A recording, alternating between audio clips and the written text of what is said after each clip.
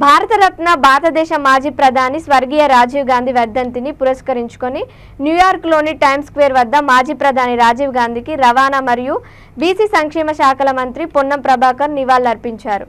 ఈ సందర్భంగా ఆయన మాట్లాడుతూ రాజీవ్ గాంధీ ఆనాడు చేపట్టిన కార్యాచరణలో భాగంగానే ఈ రోజు భారతదేశం సాంకేతిక రంగాల్లో విప్లవాత్మకమైన మార్పులు సాధించడానికి కారణమైందన్నారు. అదేవిధంగా గ్రామీణ ప్రాంతాల్లో గ్రామ స్వరాజ్యం తేవడానికి, నేరుగా ఢిల్లీ నుండి పల్లె వరకు నిధులను తీసుకురావడానికి గొప్ప కార్యాచరణను తీసుకున్నటువంటి వ్యక్తి అని ప్రశంసించారు. రాజీవ్ గాంధీ వంటి మహనీయునికి నివాళులు అర్పించడం మన బాధ్యత.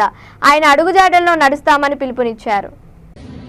భారతదేశాన్ని సాంకేతిక రంగంలోకి తీసుకెళ్లి 18 సంవత్సరాలకే ఓటు హక్కు కల్పించి యువతను భారతదేశ నిర్మాణంలో భాగస్వామ్యం చేసినటువంటి రాజీవ్ గాంధీ గారికి నివాళులు అర్పిస్తాను. ఈరోజు అమెరికా దేశంలో న్యూయార్క్ టైమ్స్ స్క్వేర్ దగ్గర ఇండియన్ ఓవర్సీస్ కాంగ్రెస్ వారి ఆధ్వర్యం లోపల ఈరోజు ఇక్కడ ఘనంగా రాజీవ్ గాంధీ గారు నివాళులు అర్పిస్తాను. వారికి ఆత్మశాంతి చేకూరాలని, వారు చూపిన మార్గంలో యువత నడిచి భావి భారత నిర్మాణానికి అనేకమైనటువంటి అసాంఘిక శక్తి భారతదేశాన్ని సాంకేతిక రంగంలోకి తీసుకెళ్లి 18 సంవత్సరాలకే ఓటు హక్కు కల్పించి యువతను భారతదేశ నిర్మాణంలో భాగస్వామ్యం చేసినటువంటి రాజీవ్ గాంధీ గారికి నివాళులు అర్పిస్తాను. ఈరోజు అమెరికా దేశంలో న్యూయార్క్ టైమ్స్ స్క్వేర్ దగ్గర ఇండియన్ ఓవర్సీస్ కాంగ్రెస్ వారి ఆధ్వర్యం లోపల ఈరోజు ఇక్కడ ఘనంగా రాజీవ్ గాంధీ గారు నివాళులు అర్పిస్తాను. వారికి ఆత్మశాంతి చేకూరాలని,